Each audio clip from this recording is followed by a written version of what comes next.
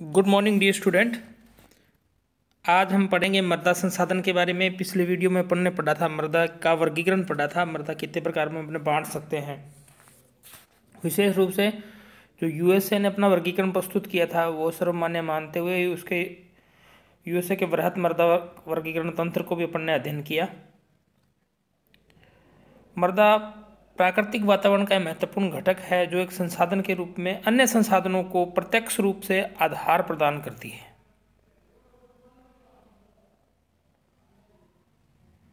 क्योंकि सारे के सारे संसाधन इस पे डिपेंडेंट है मृदा पे।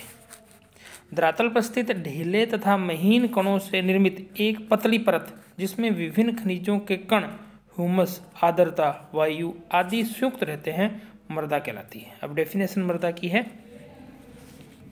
सामान्य रूप में मृदा का निर्माण मूल चट्टानों के विघटन तथा अपघटन यानी वियोजन टूटने से होता है, जिसे समय के साथ विभिन्न प्रकार की जलवायु प्रभावित करती है। विभिन्न विद्वान रमन ने 1917 में मृदा की परिभाषा दी है। उनके अनुसार मृदा पृथ्वी की सबसे ऊपरी अपक्षित ठोस पपड़ी की परत है जो चट्टानों के टूटने व रासायनिक परिवर्तन से बने छोटे छोटे कणों और उस पर रहने और उपयोग करने वाले पादप व जंतुओं के अवशेष से बनी है। डॉक्टर बेनेट के शब्दों में, धरातल पर मिलने वाले असंगठित पदार्थों की ऐसी परत जो मूल चट्टान व वनस्पति अंश के संयोग से बनती है, मृदा कहलाती है। अतः मृदा भूपटल पर व्याप्त चट्टानों के अपक्षय द्वारा निर्मित होती है। इसका उस भूपृष्ठ पर पाए जाने वाले जीव जंतु, पादप, जलवायु दशाएं आदि प्रभावित करती हैं एवं निश्चित समय के अंतराल पर मृदा निर्माण पूर्ण हो जाता है। इस प्रकार मृदा पर्यावरणीय एवं जैविक प्रक्रमों का संयुक्त प्रतिफल होती है तथा इसका विभिन्न प्रकार की जलवायु वाले वातावरण में विभिन्न तरह से वनस्पति, जंतु, उसको नीचे स्थित सेलों, भूपृष्ठ तथा समय के साथ गहरा संबंध होता है। मृदा के अध्ययन के अंतर्गत निम्न पक्षों को सम्मिलित किया जाता है: मृदा संघटक विशेषताएं, मृदा प्रच्छेदिका तथा मृदा निर्माण की प्रक्रिया को प्रभावित करने वाले कारक। आज हम पढ़ेंगे मृदा संगठक के बारे में। मृदा बनती किससे है। मृदा के संगठक एवं संरचना का अध्ययन लंबे संस्तरों के माध्यम से किया जाता है। मृदा के ऊपरी भाग से नीचे तक की संस्तरों को मृदा प्रच्छेदिका यानी सोल प्रोफाइल्स कहते हैं। इसका विस्तार सतह से लेकर निचले भागों में स्थित मूल सेलों तक होता है। इसके संपूर्ण विस्तार को दो भागों में विभाजित किया जाता है। एक है वनस्पति मंडल तथा दूसरा मृदा मंडल। वनस्पति के 4 प्रमुख स्तर होते हैं, यानी कि मृदा के संस्तर को इन दो भागों में बांटा। एक तो वनस्पति ऊपर वाला स्तर, एक है मृदा अंदर वाला स्तर। वनस्पति के 4 प्रमुख स्तर होते हैं। देखो, वृक्ष स्तर, झाड़ी स्तर, शाख स्तर, भूतल स्तर। मृदा मंडल की रचना भी 2 उपमंडलों में होती है। एक ऊपरी मृदा मंडल तथा उपमृदा मंडल। ये 2 प्रकार के मंडल हैं। मृदा के 4 संगठक निम्नलिखित हैं। एक है जीवाश्म पदार्थ जैसे वनस्पति एवं जीव जंतु, फिर अजैविक पदार्थ, फिर मृदा वायु, फिर मृदा जल। ये सब मिलकर के मृदा का निर्माण करते हैं। अब मृदा का निर्माण कैसे होता है। मृदा पृथ्वी के ऊपरी स्तर पर एक परत के रूप में मिलती है जिसका निर्माण चट्टानों तथा खनिजों के अपक्षय से हुआ है, जिसमें समय के साथ विभिन्न जलवायु वाले क्षेत्रों में जीवाश्म पदार्थ का भी मिश्रण होता है। मूल पदार्थ का निर्माण सेलों के अपक्षय से हुआ है तथा मूल पदार्थ पर मृदा निर्माण वाले सक्रिय जैसे जलवायु और जीवमंडल, निष्क्रिय जैसे उच्चावच और मूल पदार्थ, और उदासीन जैसे टाइम या समय कारकों की निरंतर प्रक्रिया के परिणामस्वरूप मृदा का निर्माण होता है। अब मृदा की अवस्थाएं हैं। मृदा की हम 2 अवस्थाएं मान के चलते हैं।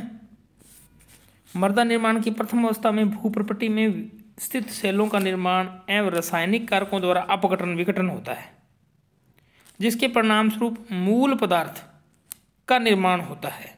भौतिक परिवर्तन के अंतर्गत तापमान, जल, बर्फ एवं वायु कटाव एवं संचयन के अतिरिक्त जैविक तत्व भी प्रभाव डालते हैं, जिसमें पौधों एवं प्राणियों का प्रभाव प्रमुख है।